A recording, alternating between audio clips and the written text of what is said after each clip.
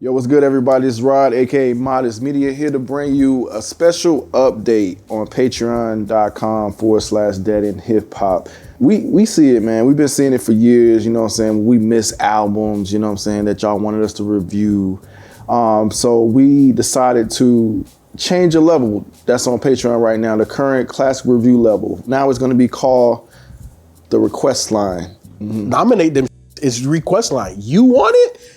Put it up there. Then we'll let the people vote, and we, you know what I'm saying, we'll do what you want us to do. But you got to be at the nomination level, though. Got to be at the nomination level. Just for anybody now. Exactly. It ain't just for everybody.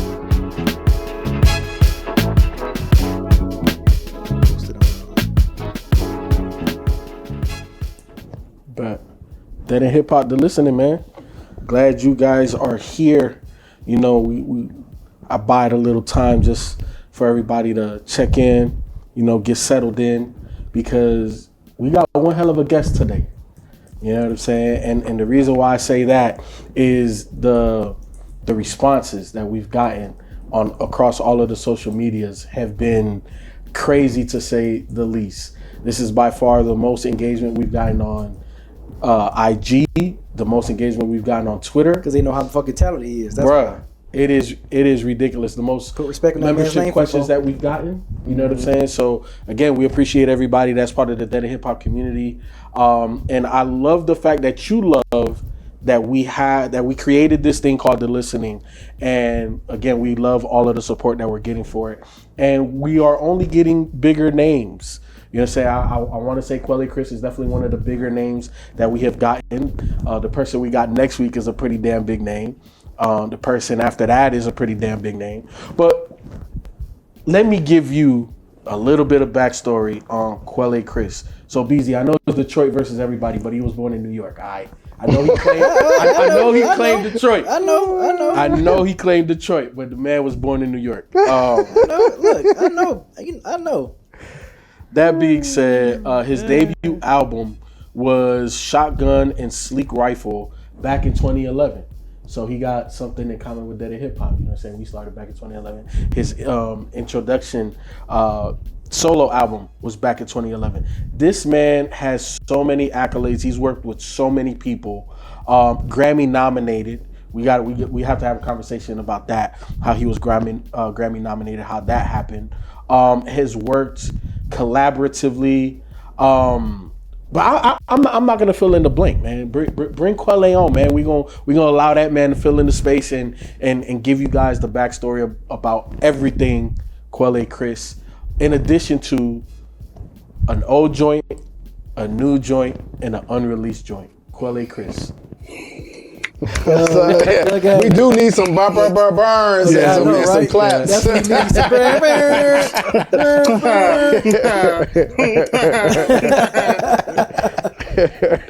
What's good with you, my guy? But I thought Grammy nominated, and we did the score for Oscar-winning movie. So, and we would have gotten nominated for that too. But it's some red tape shit. So, But yeah, I'm alright, man. How y'all feeling? Great, man. Man, I just want to say thank you for coming on here, bro. On being on this listening interview for us, man. Like, huge fan, man. Been a fan of yours for a long time, since before 2011, bro. So you know. Thank y'all for having me. Love it. Thank y'all for having me. Been a fan of y'all too, and you know, I believe this might be the first thing we've ever done. That's kind of crazy. Like that, you know what I mean? That is crazy. I've seen Mike like creeping around, you know, a couple shows, you know what I mean, getting his golf on a couple times, but I don't think, you know what I mean, I don't think we've ever really connected before. So. Nah, first time. But no better way to do it than this right now, and no better time than the present. So again, we appreciate your time. So before we get whoa, I heard myself. Before we get into the music, I want to know the Grammy Award for Album of the Year that you were nominated for was for Lizzo's project. What work did you do on Lizzo's project? We mostly contributed to the song Coldplay. Which I believe is somewhere around like the second to last song or something on the album. What they used, they used our song "Sudden Death," me and Chris Keys, from our album "Innocent Country 2." Yes, So absolutely. they had reached out, and they're like, we were sitting here. We really want to use it because we have this song idea that we want to do of it. And they were saying it was the first time like Lizzo had just wrote like just a straight up like love song, because a lot of the songs have been about like fuck that nigga, and you know what I mean, which is good. Yeah. Fuck niggas, I dig it. But or if anything, fuck niggas. But it was like one of the first like just pure like love songs, and I was like, oh, that's really great. And also like it's awesome, and it's an honor for someone to want to kind of take your song and do something big with it, if you feel like you could trust them with it, which I trusted their team with it. But then it's also like I get to be on a fucking Lizzo song, you know what I mean? And so like I hollered at Chris, and a little bit of bureaucracy later, and we made it happen. You know what I'm saying? We made it happen, and I really like what they did with it. You know what I mean? I really like what they did with it. Where Sudden Death kind of was this very, very crunchy, condensed but very freeing song. They took it and really opened up the production that Chris had so exquisitely did on the original song, and really gave it like a new interesting life, and I really appreciated that, because I've been sampled before. And I get it. I 100% get it when you get like, what I mean, the people that the way we be talking about, I'm like, oh man, he's just old or she's just old, and they just don't get it. No, I get it. Like when you make a whole ass song, and then you hear someone just take like that 1 second when you see it as this whole vision, like I get the feeling. So it really it was really nice to do that song with Lizzo and the team, just to see like it done so well, you know what I mean, and treated with so much care, That's what's up. So because I love that song. Sudden Death means so much to me. Yes, man. So record producer, songwriter, rapper, when you're so talented like that, which one of those abilities pulls more at you? Like which one is closer to your heart? It's a mood thing. It's a time thing. But I would say, I would have to give like the mother answer and just be like, I love all of them equally. You know what I mean? And then like on occasional day when like rapping isn't nearby, or like animating is like out at playing basketball at the Y, I might turn to production and be like, you my favorite though, you my favorite. You know what I'm saying? And then, vice versa, production might be out of the house and I'll turn, but I love them all equally. And I wish that I was better at time management, honestly, because if I could do them all equally, but I do find myself having to focus on one kind of purely at a time. But I love them all. I love them all, and to be frank, I think I'm absolutely phenomenal at all of them. So. I wouldn't disagree. You are. I would not disagree. All right, and I've been really. Oh, go ahead. No, go ahead. And I've been really, we have this new album coming out, me and Fly Anakin, that I executive produced for him, and I'm really, because I've always been somewhat doing executive production, but this is like the first official, and I'm like, let me, I gotta add that to the hat rack now too, because I really enjoyed the executive producing, so I'm about to really get off. That's what's up. Well, I didn't want to cut you short, but you good. I definitely wanted to get into the music. So the old joint that you sent us, I want you to intro it. It's called The Crook. Why did you select that one? It was a tough choice, because I could have gone to an album earlier than Shotgun and Sleek Rifle. And I decided to stop at Shotgun and Sleek Rifle because that was a very a lot of the things on that album really connect a lot of other things in my life. It kind of set it. It took so much from the past because you got Danny on there, you got Wasted Youth on there. You know, you got so many things like that. You got Shoes on there, but you know, it connects to the future. With you know, I mean, even just the fact that you know, I met Chris Keys through Rock Marciano, who produced this song. So just so much of my future to my present in music and my past is on that album. So it took a lot to choose one, but I chose this one just because I woke up in the morning after like going through them over and over for like the last handful of days. I'm really sorry it took me so long to send y'all one because it was really hard to choose. But I woke up in the morning and I threw this one on first when I was going back through the ones that I was choosing between, and I was like, I was just like, oh, this is a bop. Like I just really like it, you know what I mean? And it just felt really good. And there were so many other ones on there. You know how age works and so on and so forth, that as much as I love them, I think there's some things that I wouldn't say right now. You know, that album has a lot of bitches and hoes on it. You know what I'm saying? And I don't really vouch with that. I don't really stand with a lot of those messages anymore. So I had to really narrow it down, but I think this one it means a lot. It's got the Shoes connection. It's got the Rock Marcy connection, which is the connection to so many different things, and it just means a lot to me. The whole album means a lot to me. That's what's up. Yeah. You need to learn something. Read a book. Burn something. See the crook. The enemy is right behind your eyes, nigga. They ain't holding you back. It's just your mind, nigga. What you think a nigga owe your ass a hand?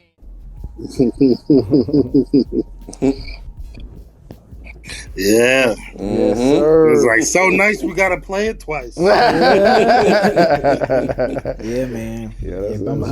People sleeping. Y'all better listen to this man's catalog. Man, I've been telling y'all about this, how talented this man Quelle Chris is. Read a book. Grease. It's got some grease. You know what song? Hey, Quelle, you know what song I probably would have picked if it was up to me to pick your old joint? I would have probably picked Loop Dreams off of Ghost at the Finish Line. I fucking love that song. I fucking love that song. You took the words right out of my mouth, because I was just gonna say, like, I was really leaning towards picking something from Ghost at the Finish Line, but I was like, if we're gonna go old, I might as well go a little older than that. But I'm not mad at that. I'm not mad at that song. I could have gone with anything off of Ghost at the Finish Line too, bro. Yeah. Such a great album. Yes. I actually just went back outside of scanning for songs. Actually, what was that, last week or something like that? Just went back and was riding around and just listened to the whole album. Man, and like, whoo! That's the special one, bro. That's a special album right there. Oh yeah, PRX, the title track. Man, crazy. That album is special, bro. When Alchemist started rapping like Crazy Bro. Yes, bro.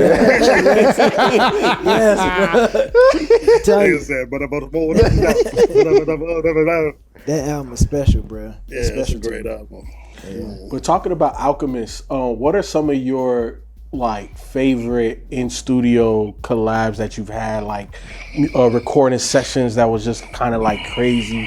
That's like, yo, like you had to be there. I mean, I'll be honest. This working on this new album with Fly Anakin, The Forever Dream, comes out. Now I might be wrong. Don't sue me if I'm wrong. But April 25th, I believe.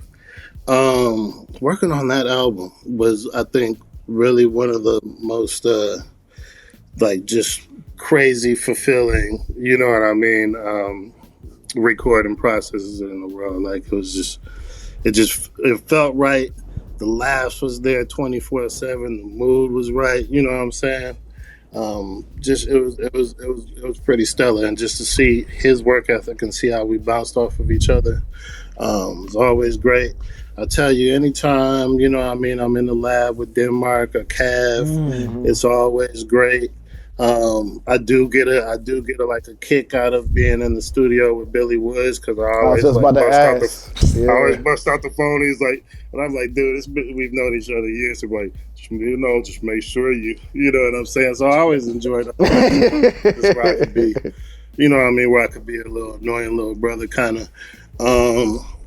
But it's kind of hard to weigh out, and then and I know like I need to get to the point, especially being in the 40 gang and all that. I need to start having like my Quincy Jones stories just in my pocket. You know what I'm saying? But like it's almost overwhelming to even pull out something for a question like that, because I forget how much I've done and how many different just amazing moments where the hindsight is very much so 2020, because I'm always kind of stuck in the moment. I'm like, yo, this is just happening, and I'm never really someone that pretty very much geeks out. You know what I mean? Yeah. I'm very very just on the level.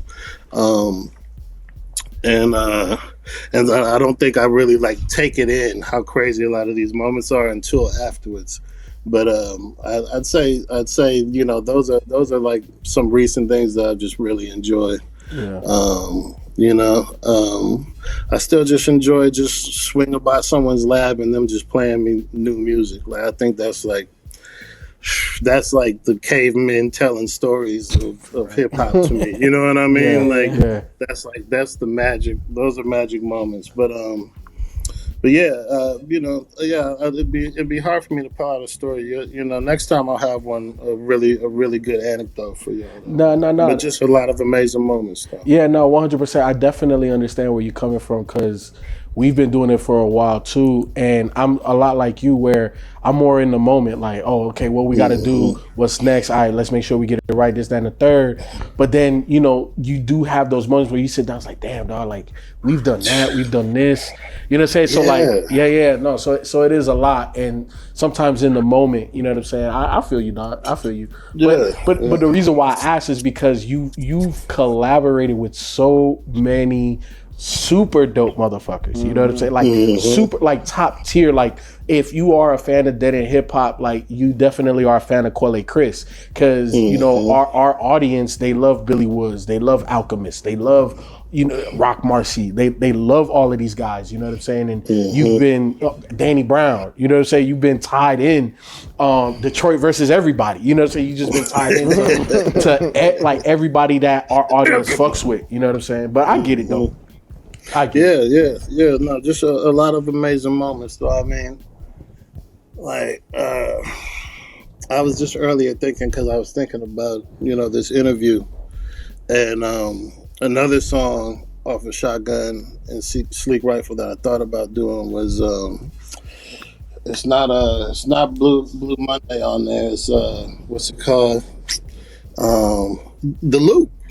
The Loop. Off of Shotgun and Sleek Rifle. And when that came out, I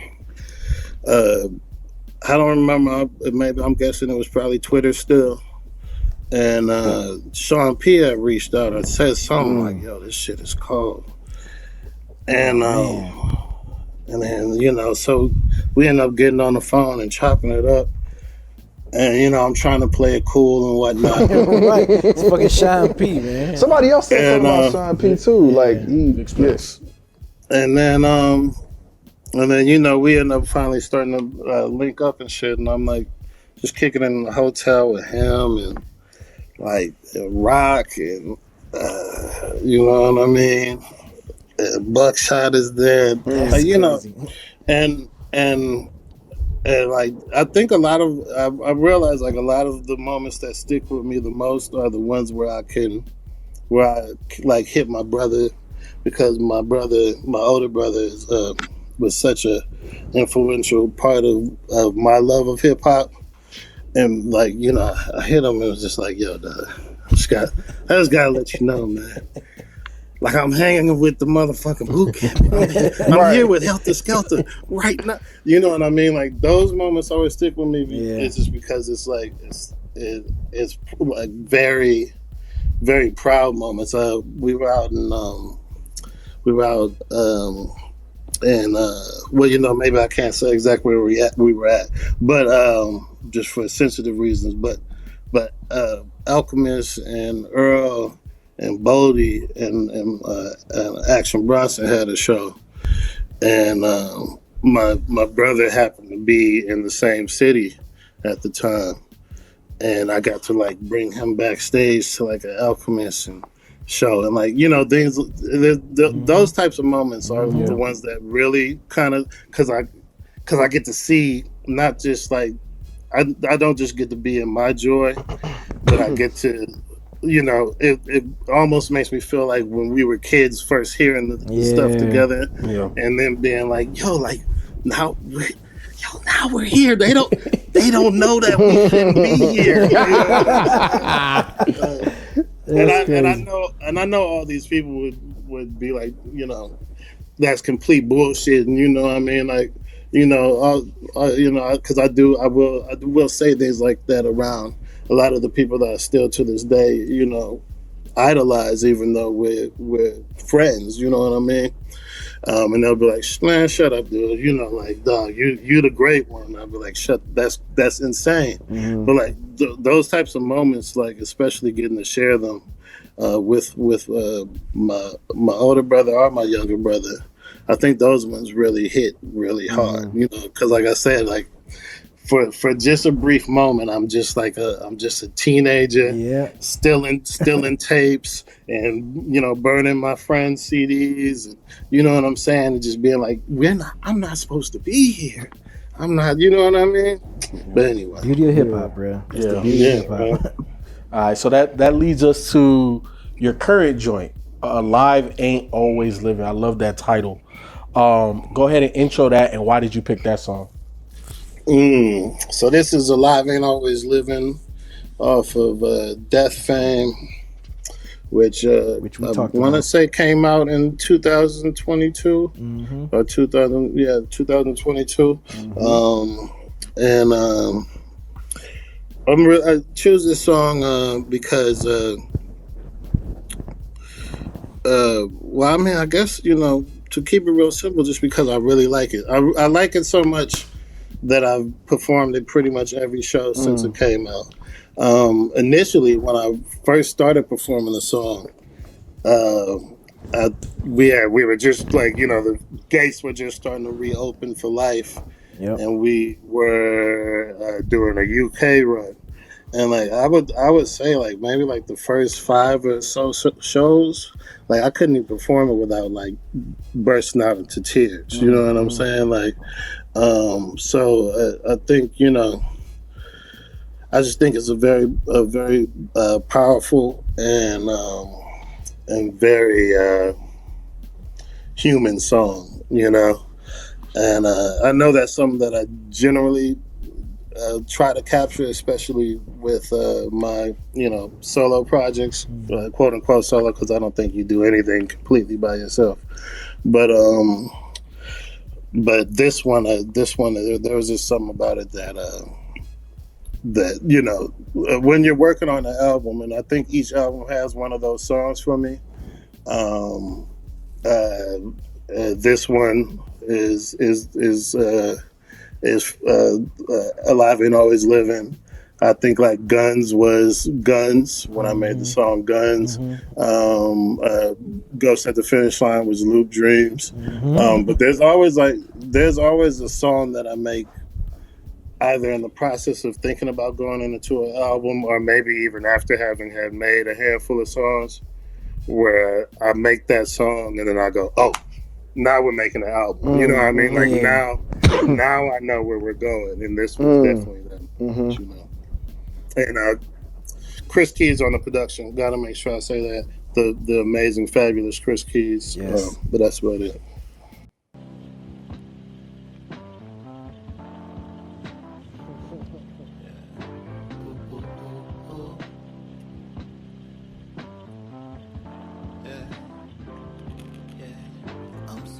Man, that's my shit. I know you. Man, you talked about that's that. my man, that's shit. one of my favorite songs now. Man, like, cause like I was on I don't know if you saw our review when we did that, man. I was on my sabbatical, and yeah, man, I was playing the hell out of this album. It came out at the perfect time because it dropped May 14th. Yeah. My birthday is May 20th, so ever since like like a little bit after the pandemic, I started doing the sabbatical, just staying in the city like a staycation. And it's just me in a con, like a little downtown thing, man. I remember just being on the porch playing this album over and over, specifically this song too. And man, it just was so fitting for my sabbatical, dog. Like I was just, oh man, it was. Man, I remember you saying that. That means the world, dog. Bro. That means the world. Yeah. That means the world. Yeah. I'll tell you, like, one thing as like I've been getting older, because I definitely went through a pretty hardcore, like, I don't really have any shame in saying, like, I love making music, but I love making music for money too. You know what I mean? I love, this is my job. You know what I'm saying? Right, for sure. This is my career. But like, definitely as I've been getting older, the power of hearing things like that and the value of hearing things like that has greatly increased. You know what I mean? You know, money can only do so much. But you know, as we see with fucking Elon and shit, it can do a lot.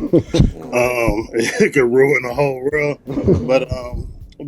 But you know, but you know, a lot of times I've been like, you know, you have those moments where you're like, man, you could have become a doctor, or you know, you could have, you know, we as oddly, especially within as far as Black people, amongst ourselves, really tend to belittle art and the craft of art and the power and necessity of art, and we really do it a lot to hip hop. You know, where it'll be like everybody want to be a rapper, but don't nobody, like, you know what I mean? Like, and I get that sentiment too in many different ways. Like, we do need people to not throw all their eggs in certain baskets if it's not something that they're really die hard about. But you know, when I do a show and someone's like, yo, like, I was about to kill myself, and then this particular album came out and it like saved me and all those types of things, it really reminds me of the value outside of the capitalistic mind state that's kind of been imposed on us as a result of existence within this country and the world, but just you know, the materialistic and different aspects that have kind of been driven into us, especially men, when it comes to hip hop in general. And just being like, oh yeah, that's right. It's about more than that. It's about so much more than that. You know, if a moment feels pure to you, and you know, if you can't do the song without crying every time you do it, or you know, the country too has so many songs that it took me so long to be able to just listen through that album without bawling at certain points.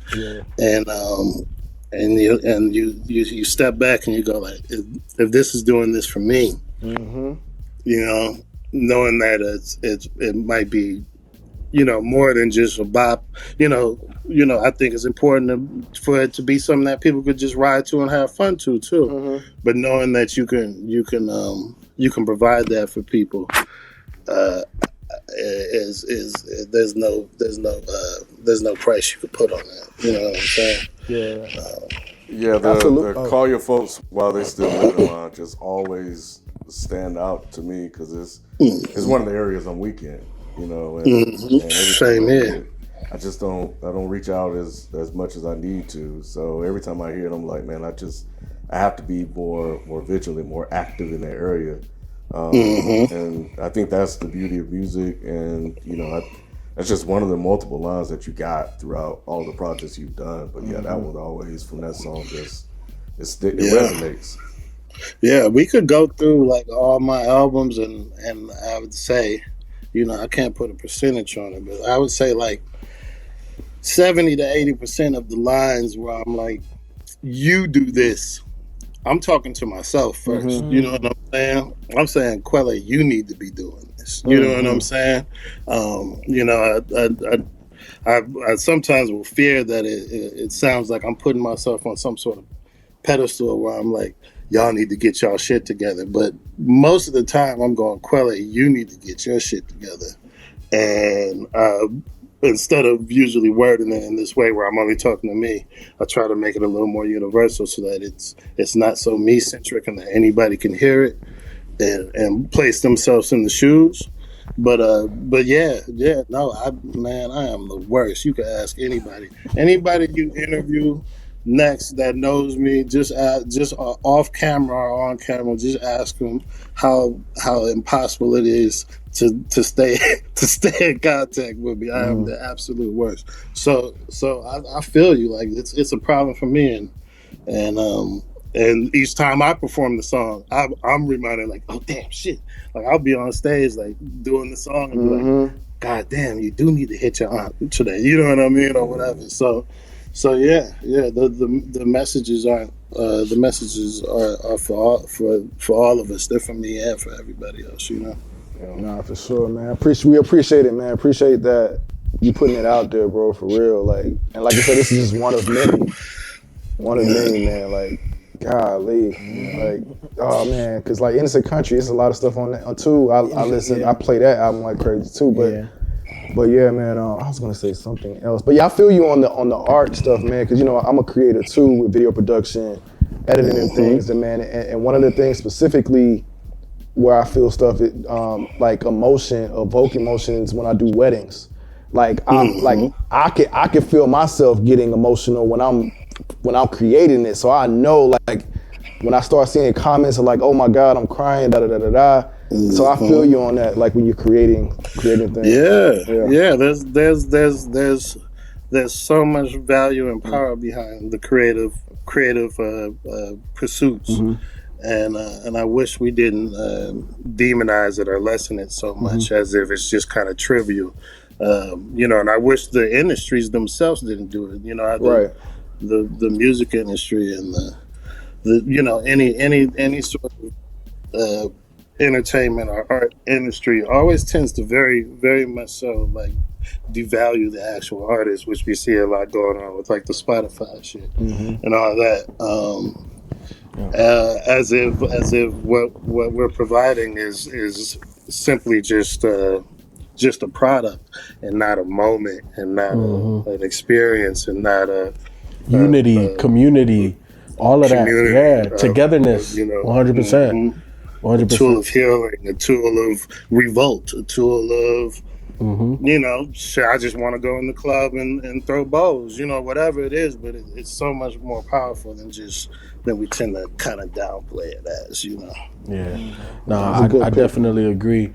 So that kind of leads us into the unreleased joint, and I know this one was difficult for you as well, but this is a damn near posse cut. So it's hella people on here, including yourself. So obviously intro it. Let us know who's featured on here, because you're a feature. This is actually not your song.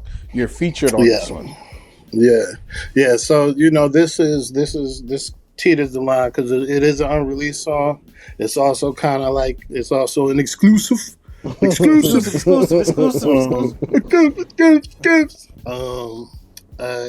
Fly Anakin. The song's called Not Too Shabby.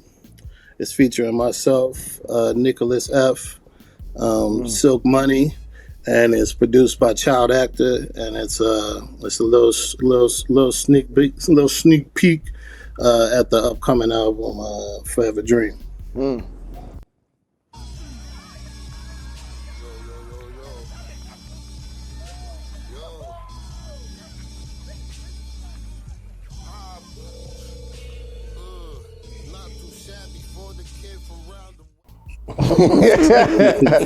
Oh, that was amazing. That was not shabby at all. Yo, that was amazing. Yeah, not too shabby at all. Right? My first question, man, and and I know we got to get to the fans' questions, but man, like, how do you approach a beat like that? Like how, like the way you, I always wanted to ask somebody like you, like, how do y'all do that shit? Like Billy Woods, like, how do y'all cause I saw you head nodding at one point. You was just like doing that, right? You was doing the slow joint, but I'm like, you're not rapping like that though. So it's just like, how do you, I gotta know, like, how's that possible, bro? I don't even know how you do that. Well, one, I hate this.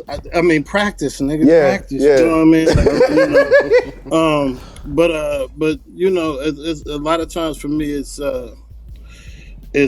sitting and sitting with it. You know, I'll sit with things, and you know, sometimes it'll just hit me immediately. But I think it's always just about finding pockets. Well, finding pockets, but finding something that makes me feel something. You know, because a lot of times I'll go through like a handful of patterns in my head just off rip. You know, and I think, you know, I will digress a bit and go like, you know, sometimes just like freestyling over something. You know what I mean? Just going back to that and just being like, what, you know, seeing what sort of things come to your mind. But a lot of times I'll go through things and I'll do something in my head and be like, yeah, that shit sounds cold, but I've done that before. Or like, oh, that sounds cold, but I've heard somebody hit a lick like that before. Yeah.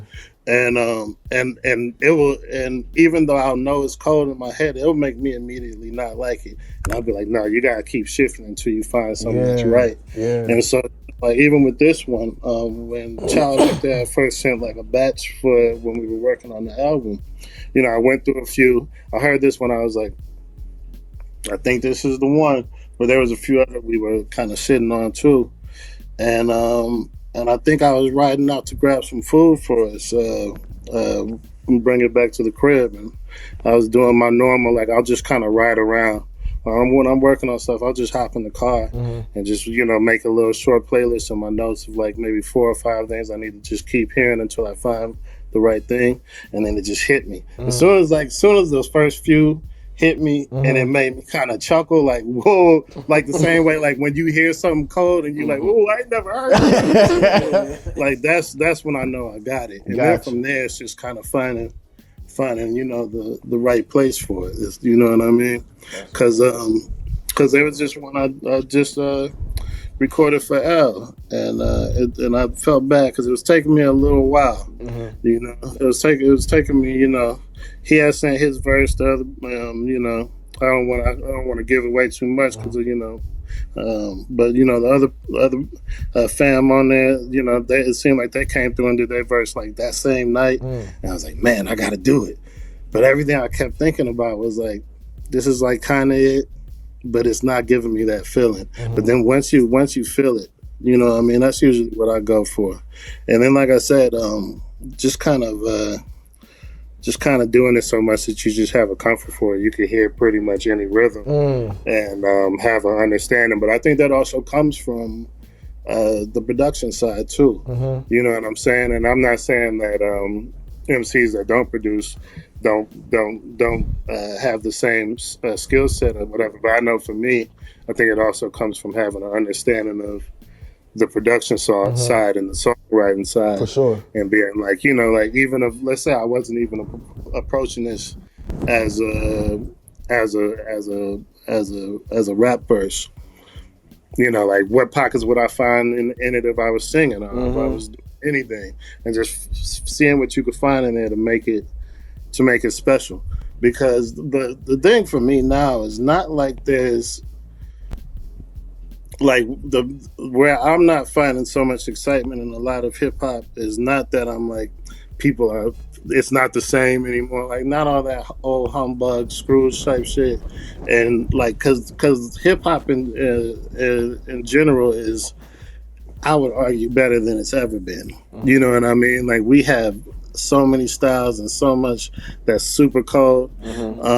And for me personally, a lot of times what will take me out of a song is not that it's not good, but just that I've heard it before. You know, and that's, you know, I know that comes with, you know, just that I've heard so much music in all my years. But so what I do try to find for myself is just try to find pockets that, like, I haven't heard before, or at least I haven't done. Or I'd be like, you know, it makes it exciting to me still. You know? For sure. Yeah, man, the album you did with Cavalier and Denmark Vesey, We Gonna Need Each Other, from your Death Take 2, bruh, like the flows that y'all was doing on that shit.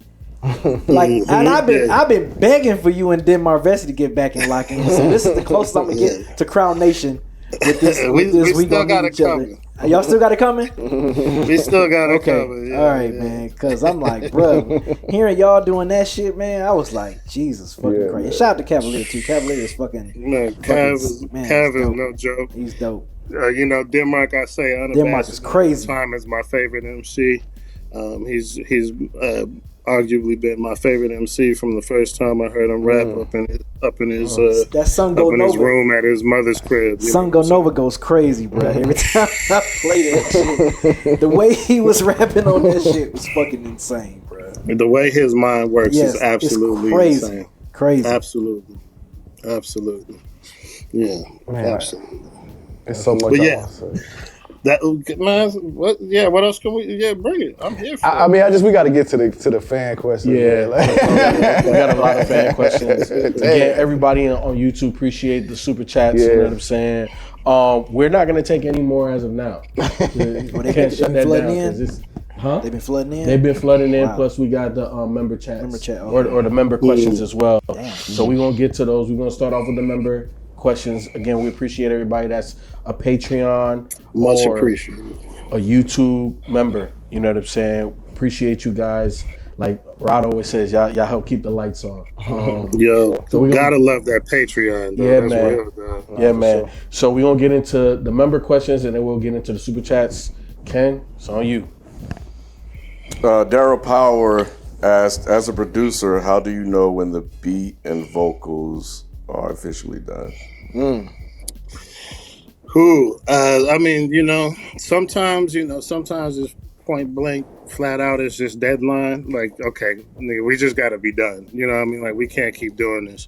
But again, I think it's the same as a combination of what I was just saying a little earlier, where I think it comes from practice and feeling. You know what I mean? When you're like, okay, like, not that I can't find anything else to do with this, but that, like, when it just feels right, you know what I'm saying? And I mean, sometimes that could be like before you add any bass or any other instruments, and just like that first take, and you maybe had thought that you wanted to get the homies on it and add another verse, but it just feels right as it is. And sometimes you just really have to trust that gut feeling of like being like, this feels right to me. And kind of going back to what another thing that we were saying earlier, which is like, when it feels right to me, that means there's at least a cool million other people out there that it feels right to. Right. You know what I'm saying? And reality far more than that. So go with your gut, go with your feeling, go with your skills. You know what I mean? And when you know it's right, if and we're not using tape anymore. We're not running off of 8 tracks and reels and shit anymore. So don't fear like adding more. You know what I mean? Because you could always take away. You could add more, run out to the whip, play it, and you done added sax and trombones and foot taps, and you're like, I don't think it needed all this. We could take out the foot taps and some of the sax. So feel free to add more and then strip away. You know what I mean? But just wait until it feels right, and you'll know when it feels right. Yeah. All right. Brian asked, since we recently lost Ka, a giant and pioneer in the underground, could you touch on your thoughts on him as an artist and the legacy underground rappers leave to the culture overall? I will say, and going back to rocking when we were working on the Shotgun and Sleek Rifle joint. I wasn't familiar with Kai at that time, but he would tell me, my brother Kai, he's working on beats and so on and so forth. And then I finally heard his stuff and was like, oh, wow, he's phenomenal. I've never, in all these years, let's say that was what we're talking like maybe 13 years ago, something like that. 13, something like that, maybe 14, but let's say safely 13, 12 years ago. I've never met Kai. And I've heard nothing but amazing. When I tell you, like, there's no reason for him to come up. And someone that knows him, one of my close ones that knows him, will just bring up a Kai story. Yo, Kai, you know what I mean? And I was it was funny because I was thinking this in the in the shower a couple of days ago. But I was just thinking, I was like, I would hope I could one things that I could only hope for whenever I do leave this world, or at least leave the public's eye to whatever extent as far as hip hop is concerned, is that I can leave that sort of impact on the people that knew me. The amount of reverence that everybody that knows that man. The amount of reverence and the level of respect and love of which they spoke and speak about him is wild. It's wild. In a way that a lot of people always go like, man, like, give people their flowers. You know what I'm saying? Mm-hmm. Because no one ever really talked about him like that while they were here. Mm-hmm. But while he was here, his impact on everybody musically and just as a person was felt to me, to the point that I'm like, yo, is that my big brother too? Uh-huh. You know what I'm saying? That would just be my thoughts on him as a person and an artist. Is I don't know anybody. I can't think of any other artist that I've never heard any other artist say absolutely nothing negative about, and just only bring up like I said, in reverence, like a deity. Uh-huh. You know what I'm saying? And with that, as far as the legacy of underground, the legacy that underground rappers leave for the overall culture, like I said, I really hope that everybody can strive to have that sort of impression and impact on people.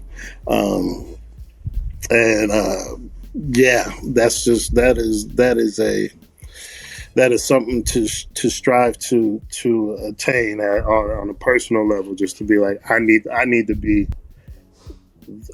better. I need to be better, because I know, like, if you kicking it with people and they talking about me, they probably like, man, Quelle was in there goofing off. He came in with a fifth or something here and there, acting like a damn fool. And then, like I said, with his passing, which was even crazy, because we were doing the L and Friends show, which I think was like the night before he passed, and even that night he wasn't there. And there wasn't a room I went into where somebody wasn't talking about Kai, just wow, saying something great about him. You know what I'm saying? So yeah, I mean, you talk about his impact. It's I can only imagine the impact on people just as fans, because as someone that's by Kevin Bacon laws, like was always like half of a degree away from him. It was like he was that guy. He was that guy. So yeah, that's about all I can say on that. That's a lot, yeah, man. An amazing person, an amazing artist. That's what's up. Fleazy81, when did you realize the name Quelle Chris is kind of popular right now?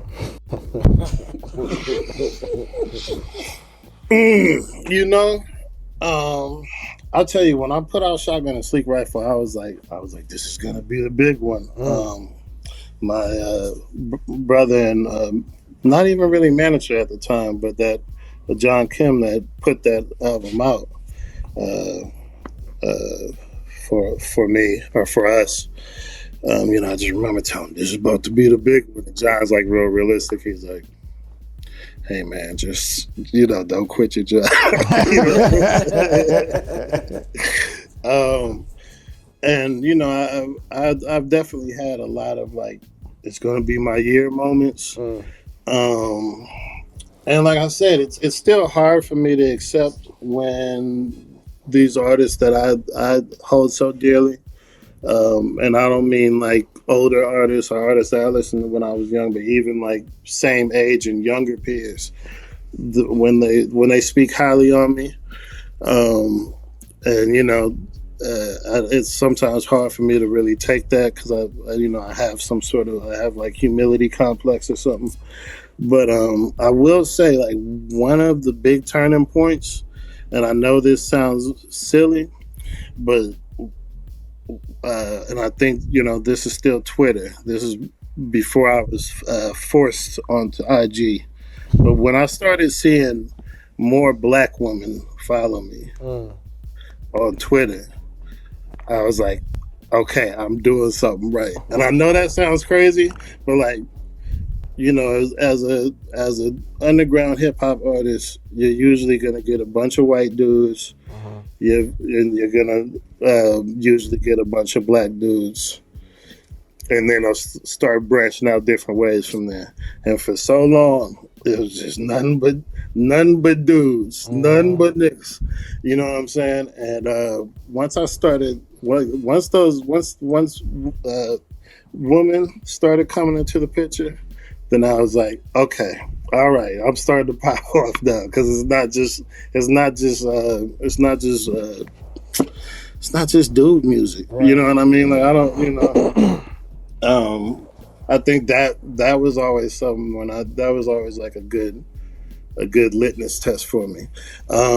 But as far as like a crowning moment, I'll be honest. I'm still not popping in my mind. I'm still not popping. I still have a ways to go. I was talking to Chris last time when I was there while we were working on this our next album, and we were talking about Quincy. You know what I'm saying? And be like, I don't want to bring out my phone right now, but like Quincy was what, like 42 or something like that when he did Thriller, 42, 43, something like that. You know what I'm saying? Yeah. Wow. Yeah. You know what I'm saying? So I'm like, I haven't even started yet. You know what I'm saying? Like I haven't even scratched the surface. Yeah. And I say that. And I say that also because, like, every time I do something, I'm doing it better, and maybe that's part of what fuels my humility complex. Like, I never want to feel like I'm that great, but in many ways, like I can say like. There's been a lot of moments where I'm like, okay, I'm making progress. I'm making progress. You know what I'm saying? I've seen so many people, peers, just start rapping like a year ago and blow up.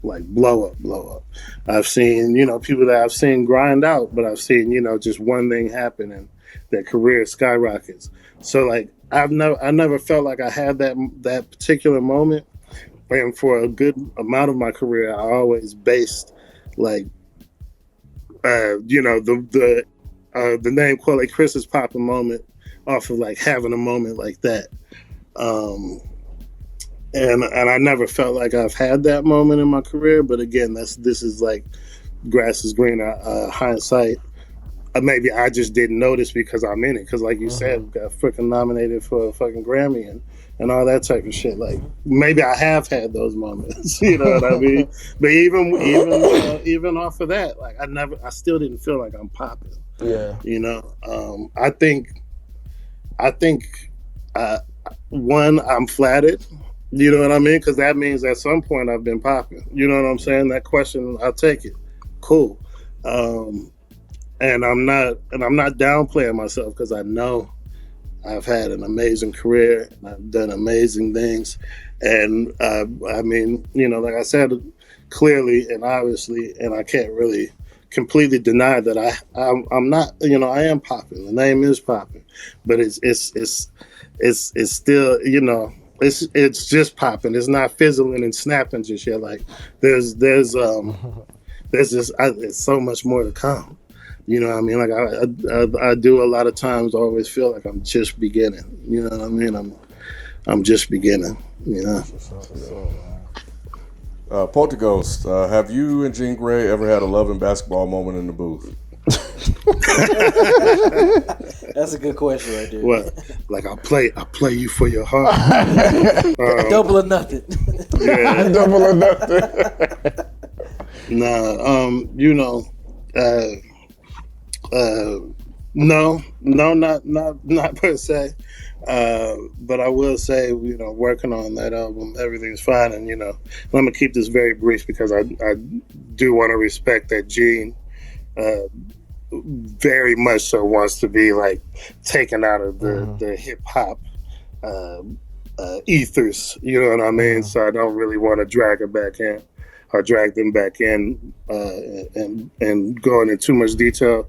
But I will say, watching Gene record while working on Everything's Fine, you know, going back to your question about like stunning, like wow moments, was like, yeah, this is watching the master at work. Yeah. You know what I mean? Yeah. It's watching the master at work. Yeah. but no love and hip hop. That's funny. No, our thing was more Tekken. You know what I mean? That was where the battles happened. Oh, Tekken. Yeah, that's where the battles happen. Right. That's hilarious. Arthur, do you have a favorite song of yourself? Mine is Alive, Ain't Always Living. P.S. Do you remember the show in Ultra in 2022? Yes, I do. I think that was the first one of that tour run. And I probably cried while doing it at that one too, but my bags had just got lost. If I'm not mistaken, my bags didn't get delivered, so I was in frantic mode. But I do remember that show. Favorite song, you know, it's kind of makes me want to have a karaoke moment and just say Alive Ain't Always Living too, because it's right there in my face. You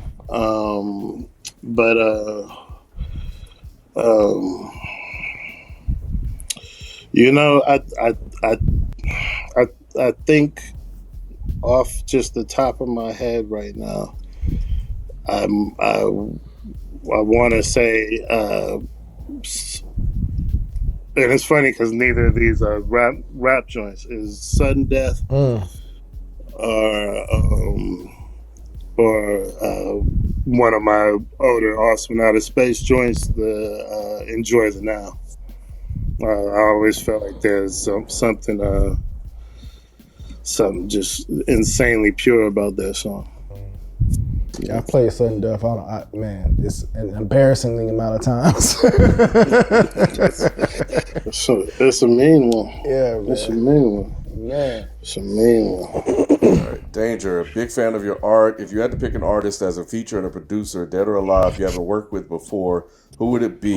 I would love to hear you and MF Doom produce tune featuring Breeze, Bruin, or Casual. That would be pretty wild. That would be pretty wild indeed. I do need to, you know, I just had seen Breeze not too long ago, you know, in Quelle time. It was probably months ago. And we had that classic hip hop exchange, like, we need to do a song. So I can't. Now, unfortunately, I can't make Doom a part of it, but I do think that will happen soon. We've been saying this for years and years now. So you might get that Breeze song hopefully soon. But if I could pick an artist as a feature and a producer, dead or alive, who would it be? Sheesh. Let's see.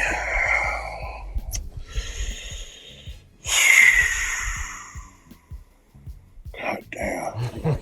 It be tough, man. They be asking tough questions, man. Yeah, no, I mean, and it's a good one. And it's one I get asked a lot. And normally I kind of brush it up because I'm like, I can't really choose. But I would like to give an answer. I mean, you know, clearly, as we just brought up, I mean, that to have the chance to have actually met and worked with Kyle would have been absolutely amazing.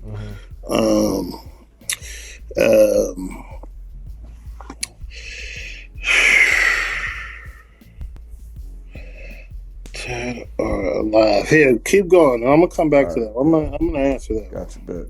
I'm definitely gonna answer that one. All right, Hassan. Not a question. I just need to tell you that being you is great. I wish I could be you more often. Literally saved my life, and I mean literally in all caps. Thank you for making music. Man, thank you, dog. You know what I mean? Like, Yeah. No, I'm saying, thank you. Thank you. Thank you. Because, I mean, this is not a one-way street. You know what I'm saying? This is a group activity, you know. So, really, thank you. And, thank you for riding with me. And hopefully we could meet again out there, you know what I'm saying? In the sound waves. Yeah. That's a song. Yeah. Nick, was it difficult to get the means to start learning how to produce, and was it discouraging at first?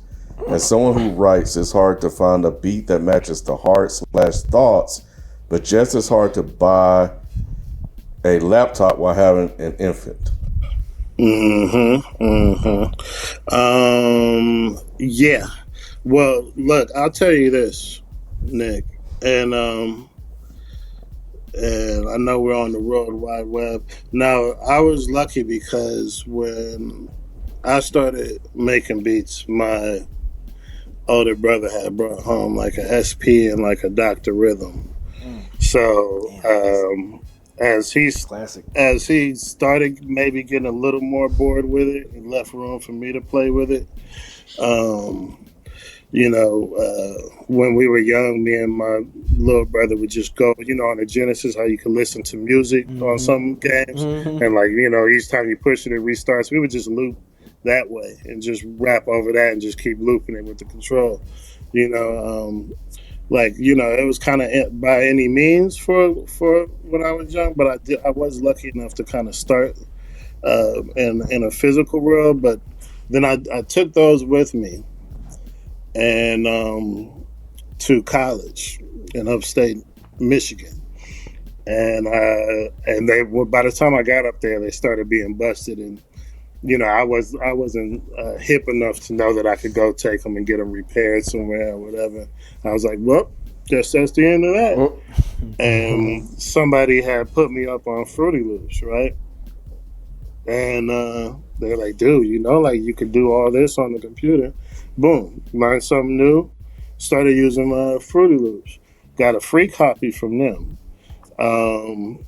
Then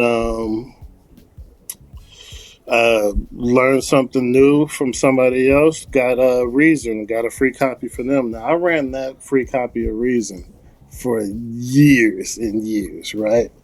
And then someone put me up on Ableton, maybe around 2000, somewhere around when I was working on Shotgun and Sleek Rifle. And actually Jimmy, who recorded Shotgun and Sleek Rifle, shout out to Jimmy if you out there. He had given me a free copy of Ableton, and I still use that same free copy of Ableton. That was damn near 13 years ago, right? Chris just bought me. He bought, Chris being the real one, bought me a new one, but I still be using the old one on my other computer. Comfortable with it. Comfortable with it, yeah. but I'm very caveman in the way. I'm like, if there is something out there I can get my hands on, and I'm taking a long road to get to the point for Nick, but if there is something I can get my hands on, then I'm gonna I'm gonna use it. I'm gonna use it to death. I would never buy plugins. Like I just started using plugins like last year. I would never, you know what I mean? I got this free thing and I'm gonna ride it to death until they stop letting me use it, right? And I say like Nick, like, you know, nowadays I got things like Koala that you can put on your phone. Like, you know,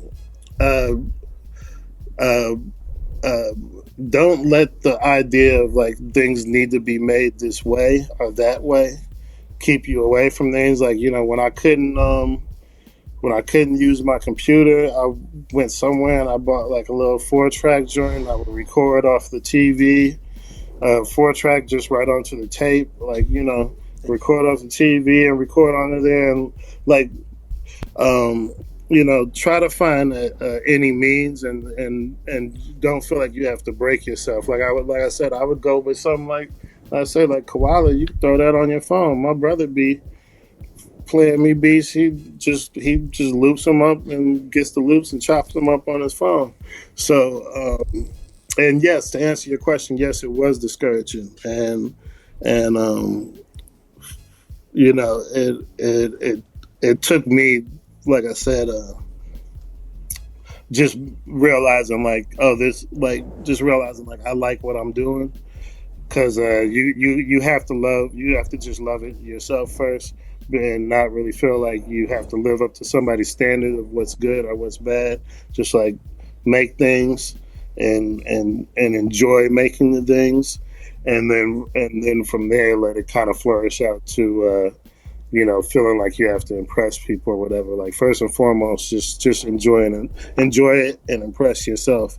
But like, yeah, find some free shit. If you have like an old laptop, you know what I mean? Like if you don't have the room to bust down on a new one, even if you happen to have an old one, that means you're in a good place, because you could find some old shareware. Just find some multi-track programs that are free, or some sequencing programs that are free. I don't have a list of names right now. Cool edit. If you want to, cool edit, real talk. Email me. You know what I mean?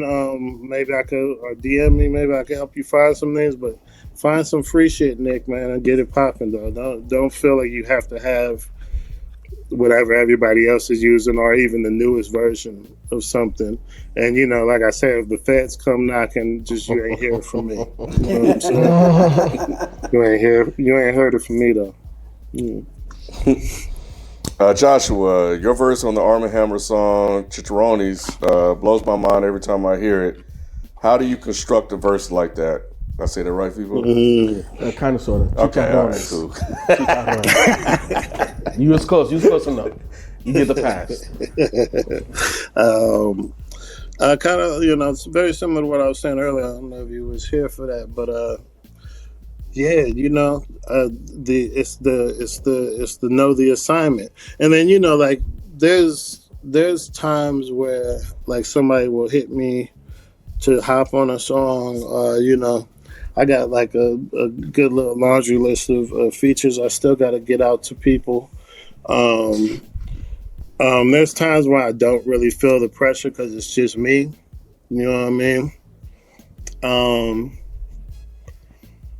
But then there's times like of like, you know, when like Woods hits me, you know, like, and like, you know, he'll send me a joint and he'll be like, hey, and Luce is hopping on it too. Then I'm like, okay, you know what I mean? So like, constructing the verse like that, it takes all the things I was saying earlier, just like skill and just like having a feeling and kind of knowing yourself and knowing where you feel right, and then going with that. But when it comes to like something like Chicharrones, like, you know, Woods hits you, says L made this beat, and he sends you the first verse. You know, another part of it is like, I gotta try to body my man. You know what I mean? Like, and you know, and it's never a negative competitiveness, but like, you know, when the homies send me something and they done already written on it, and you know, another big drive to how I construct them. It's just being like, how can I wow them? Like, I want them to hear it. I want to send it to them, and then they're like, fuck, like, you know what I mean? Like, you know, like the break the backboard is if you can get someone to be like, yo, I gotta write a different verse. You know what I mean? Like, then you know you did it right. Then you know you did it right. Yeah. But no, you know, like I said, you just you get the assignment. You know the assignment, and I know. And I'm someone that is very good at knowing the assignment when it comes to writing a verse and bringing the best out of the song. You know what I'm saying? Yeah, I knew the assignment. They'll be talking about pigs. All right, I got you. Let me dig into all my pig knives. Right. Yeah. All right, jumping to the super chats from YouTube. A couple here. Quelle, how was it working with Mock, especially on hashtag RAH? Yeah, rich ass Hershey. I mean, you know, when we was just saying like, what's the line from Alive Ain't Always Living? Call your people while they living, let them. Man, you know, once I read that, I just remember Mock sent me a text like weeks ago. I'm such a terrible person. And I'm like, shit, I gotta hit him. So that's crazy. That is super wild. I'm such a so bad at my phone. I'm bad at my phone. It just all adds up. It gets a little too much for me. But saying that, like, he reached out and they were trying to get a song going, and it was like, you know, we might need to replay some things, get some things going. So I was like, cool, you know, I'll tap Chris, we'll make it happen. Just let me know what you need. Mock is an amazing person, amazing soul. It's always awesome talking to him. He has he has a way about him that's very endearing in a way. You know what I mean? I don't know if any of y'all ever met him, but extremely smart brother. You know what I mean? I hate saying that. I'm not trying to sound like a white person, like be like, he's so well spoken. But like, you know what I mean? We get you, yeah. But just admirably intelligent. You know what I'm saying? And very smart about his choices and what he does. And then, you know, we all know as an artist. So I would say, like, you know, working with him is just great. He you know, generally gave us the freedom to kind of help build that song out as we best felt fit. I had produced like a few drafts, and we sent those back to him, and he chose like the one that initially, this isn't the one that made the album, but he chose the one that I was like, I hope he don't pick this one. And that was the one he chose. But then he came, and I'm sure I even like pressed him like, you sure about that? Like what's his name? Like, you sure about that? Are you sure about that? But then he came back and was like, nah, we're gonna run with the one. And I was like, perfect, the one that they ended up being the final version, which I think is amazing. You know, like I said, I tapped Chris. You know, me and Chris did a little FaceTime. You know, Chris came up with the keys and, you know, played some things out. And then we still had the initial stems and stuff from August for 9, and, you know, got his blessings to still run those drums. So, you know, we had the drums from August for 9. We had the keys from Chris, and then I kind of brought them all together with some bass and just some you know, my little touches, and it all came together great. I always jump at the opportunity to work with Mike, and I say that knowing I'm being very, very hypocritical to myself because Right. I literally forgot to jump at an opportunity to work with him, and I'm gonna rectify that after this. That's crazy. Quandale, Quelle, Mirage, and Graphic Bleeds Out are life-saving songs. Those two joints mean so much to me. Thank you. Thank you. Mirage is one of those ones that I couldn't get through without crying, especially when it hits Denmark's verse. Yeah, He says, "I'm still looking for father figures around me, and even man, wrenching, and Graphic Bleed Outs, easily one of my favorite songs we ever made. Melanie Charles came in, and I want to say one did a one take on the flute, just beat it up immediately. Meryl Tune-Yards, just an amazing vocalist, and I think I my reference note to her was like, kind of like something like Disney-ish, but like I can't remember what the other word I used. You know what I mean? And she was like, "I got you. I'll write something." And I came through and sang it, and I'm sure someone's probably heard me tell this before, but Chris did not like that song at first. How you hear.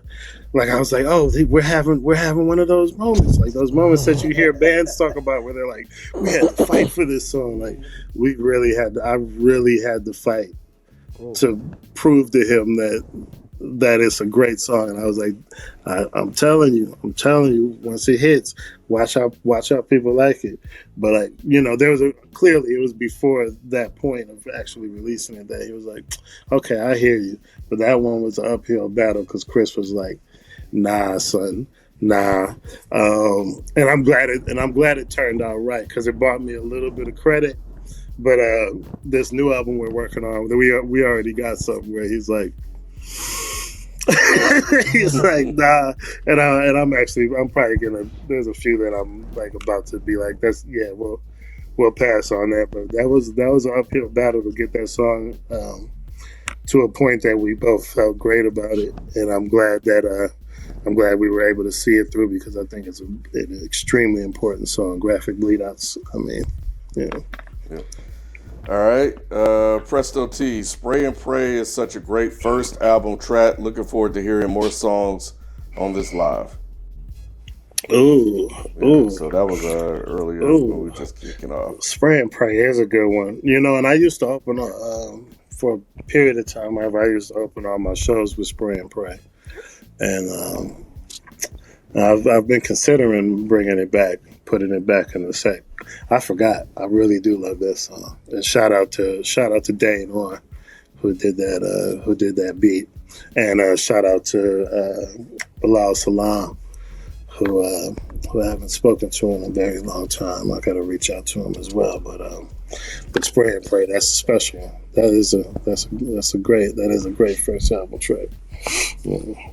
And contrary to popular belief, like a lot of people think that song is about guns, but it's actually about me and my brother like initially writing and initially like getting into making music, and the guns are just a metaphor for us.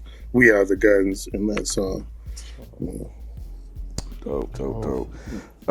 Comment from Troy. This series keeps getting better and better. We appreciate Dead Hip Hop and Quelle Chris.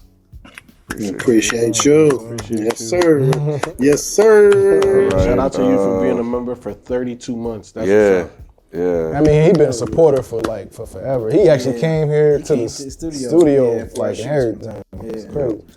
Let's see. We got Donovan. First off, sorry for sleeping on you until everything's fine. Do you find it easier or harder to make a song nowadays at your level of mastery? No. There's I won't say harder, because I believe there's different barriers, but similar as far as the height of the barriers. You know what I'm saying? Like I said earlier, there's a lot of times when I run into more often where I'm like, I feel like I've been there before, I've done this before, and learning to scrap it, or sometimes learning to be like, but this just feels so right, I just got to run with it. Because life has, as it does, has become harder, but you have more responsibilities, et cetera, et cetera. I do have more moments where I have to bring myself back into it. You know what I mean? Because I'll get so caught up in, the day-to-day regular rigmarole of life. You know what I'm saying? So I do have a lot of moments like that where I have to get back into it. Just like about last week or something, I went, you know what I mean? Went, and like I was like sitting here, like, I have all these homies and all these people hitting me up for beats, and I actually still owe a lot of different homies and people beats. And so I was just like, I just gotta hit the record store and like bring the records in, sit the records down, sit and you know what I mean. So sometimes I have to get myself back into it because I can get so caught up in just the adulting of life, you know what I mean? And whereas, when I was younger, it was like, fuck all your responsibilities. It's just make music time. You know what I'm saying? So I will say like those things are things you kind of have to adjust to and really listen to yourself and also push yourself.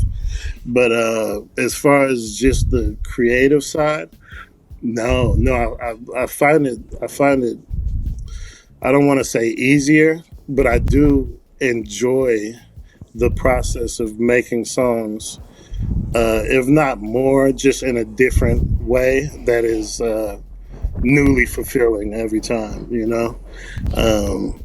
But yeah, I don't have any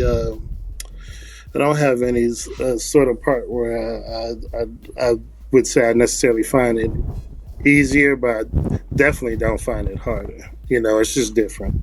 Yeah. Dope. Also, real quick, shout out to DiBiase is in the chat. Ooh, shout out DiBiase, man.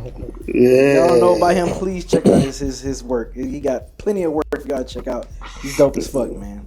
And the first 2 Dirt for TV. Yep. That was me and DB. Yep. I was that Live Alone, Die Alone from that album was one of the songs I was considering as the old song. Mm-hmm. That'd be a good one. Shout out David. Drink more water. What's good, Quelle? Saw you in Madison, Wisconsin back in 2023.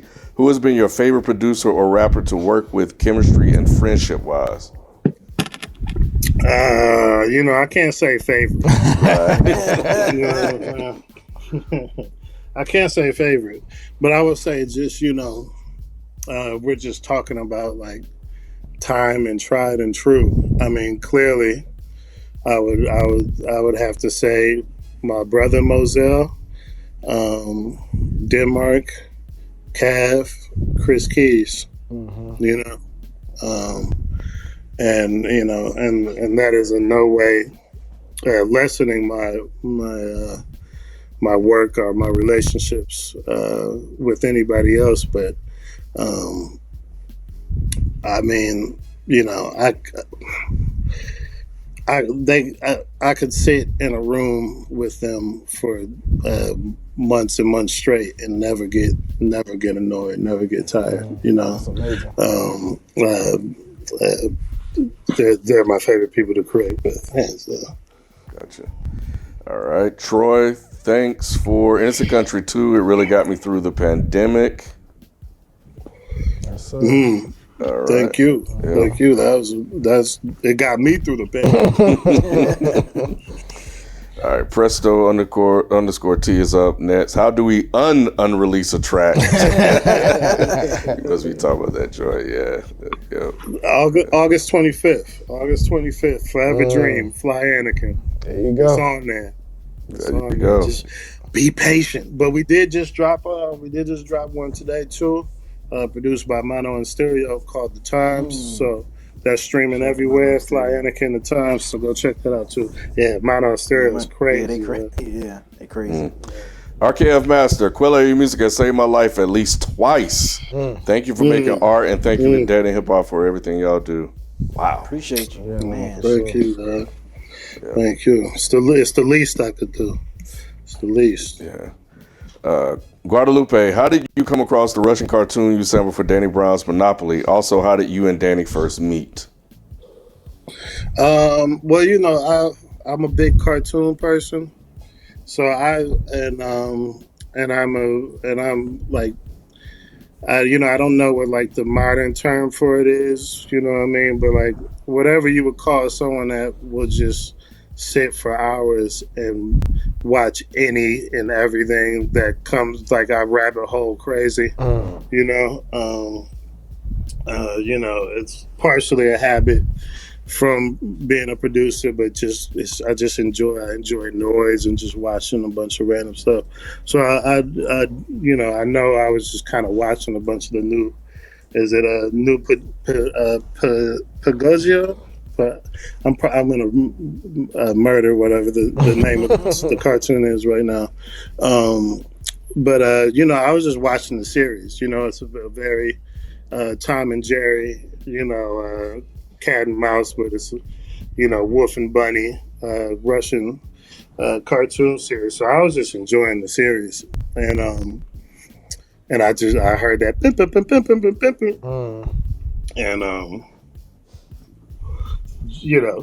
stop what you're doing because I'm about to ruin. I dropped everything and just started grinding that one out, and I mean, I don't know if I heard it as hard as it was gonna come out in my head when it did, but just every piece I added to it, it just got more grim. I loved it, and but I don't remember.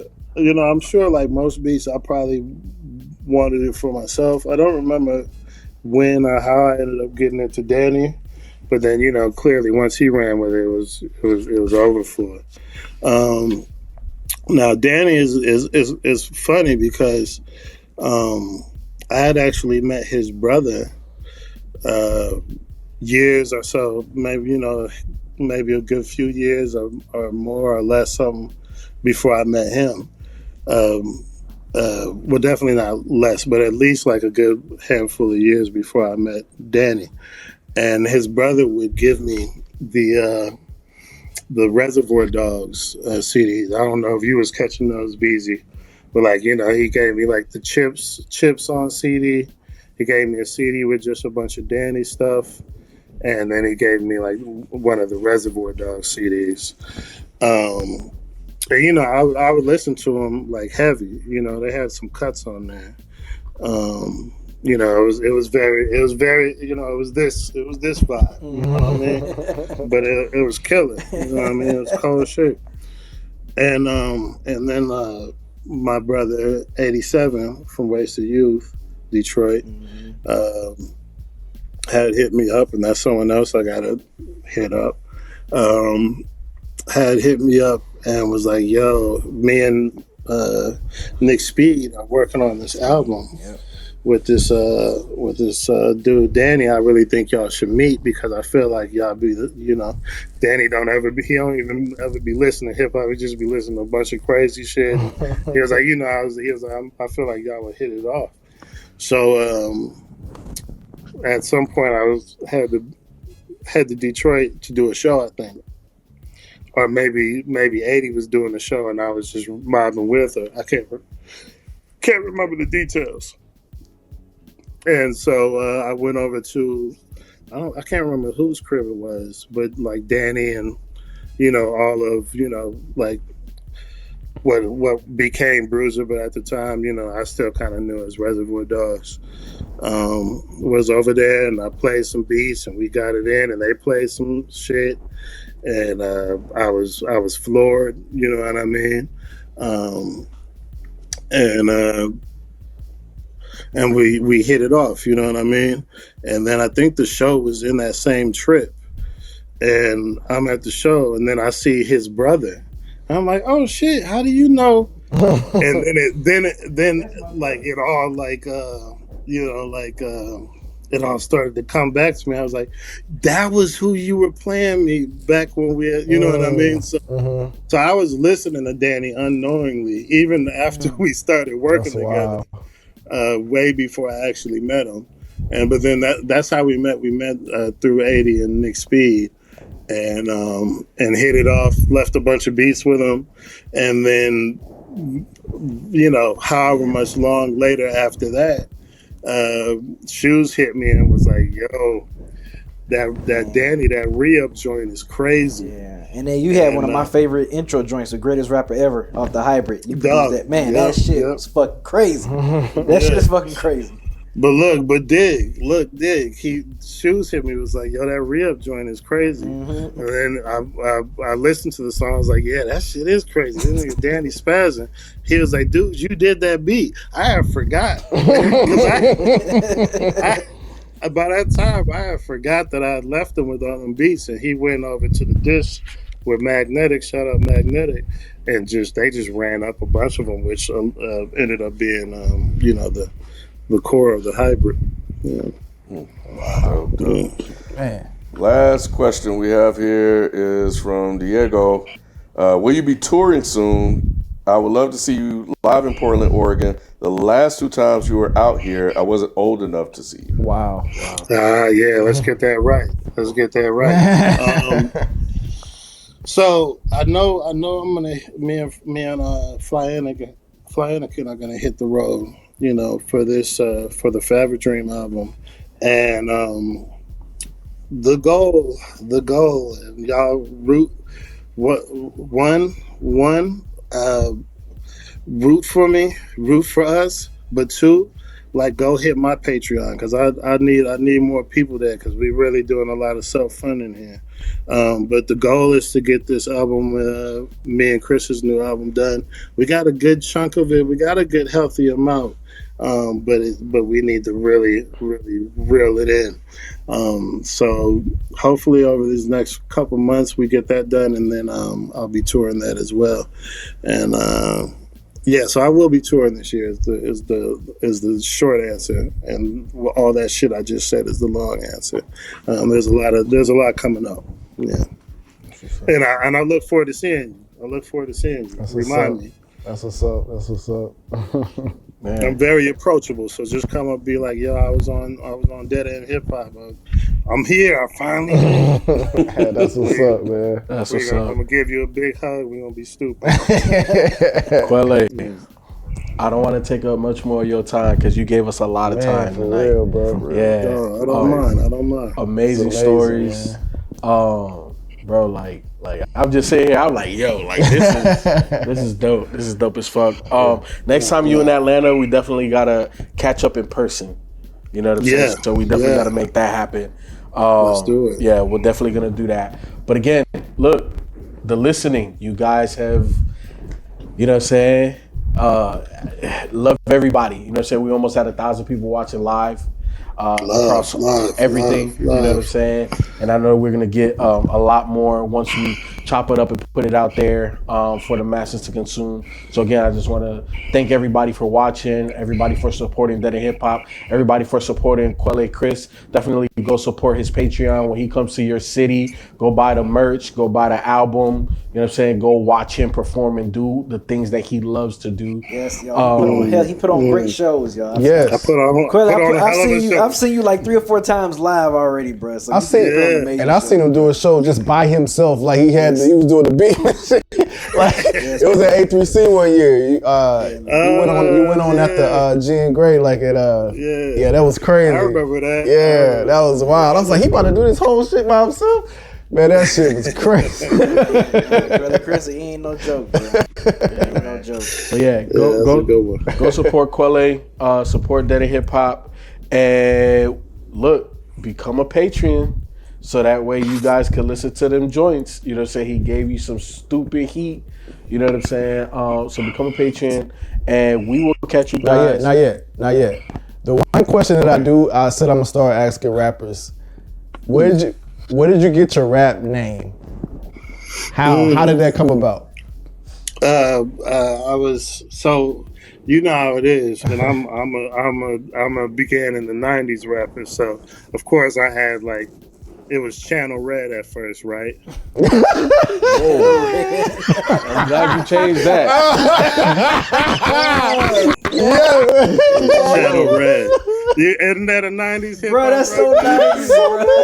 Oh my goodness. Channel Red. I draw the dude with the backpack on, you know what I mean? It was like that. I used to do the graph throw ups and all that. It was like that. And then it was I want to say it was this was the chicken and not the egg, or the egg and not the chicken, whatever. Mm-hmm. But it was Source Life.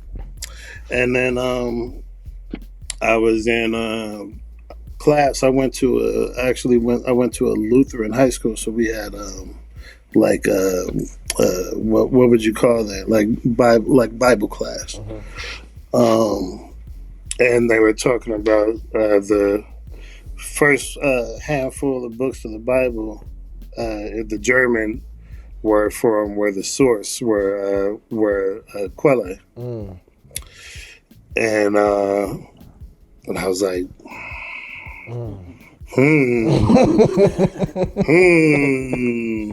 But then I was like, Quelle, don't nobody want to do Quelle, because like, that sounds crazy. So I just started going by Q. And then, me and all my homies was rapping around that time. So, it just felt right, and it just stuck. And then it was Q Life for a little while, and then I was like, let me bring that Quelle back. So then I started going by Quelle Life again, and at some point, and this was maybe around the time like I was starting to work on Blue Monday or something like that. One of the albums before Shotgun and Sleek Rifle. And it came to my attention that there was, the other rapper who I'm now, I don't want to be disrespectful, but the other brother that went by Quelle. And so to differentiate myself from him, I tacked on the Chris instead of the Life. And then it's been Quelle Chris since then. But it's been Quelle since like freshman year of high school. Yeah, Quelle Chris is a really dope name, for real. Mm-hmm. Yeah, it just kind of rolls. Yeah, and Chris being my middle name.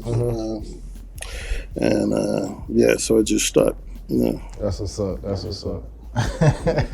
Yeah, I said I would ask every rapper, man. I'd be curious. Sometimes, like I'd be like, man, hey, we got him on here. I'm gonna ask him. It's funny because like sometimes I sit and I think and I'll be like, damn, I've been Quelle longer than I've been Gavin. You know what I mean? Like, so yeah, that's wild. Cool. Well, I personally appreciate you, man, for your time. Like FIFO said, man, and this has been an absolute pleasure to have you on here, man. For real, I'm sure the fans appreciate it as well, man. Just to kind of get more insight on you and your thoughts on things, man. So thank you so much for coming on here. Thank you for answering the message. You know what I'm saying? We were one of the few that were able to kind of slip in and you answered. It's a long time coming, man. It's a long time coming. I even put y'all through the ringer, man. I'm sorry. I'm really working on it. It's all good, man. Yeah, no, we appreciate you. And like I said, whenever you in town, bro, let's do this in person. So I'll be there soon. That's cool. Definitely let us know, man. Yep. Well, that's another episode of The Listening. And look, I'm gonna tell you like this: the person we got next was past tense on one of your favorite hip hop labels all time. Just say it like that. You know what I'm saying? So make sure you stay tuned for next week, because he will be on next week. And I think y'all gonna enjoy that one. So we'll catch you guys. We'll be out. The Listening.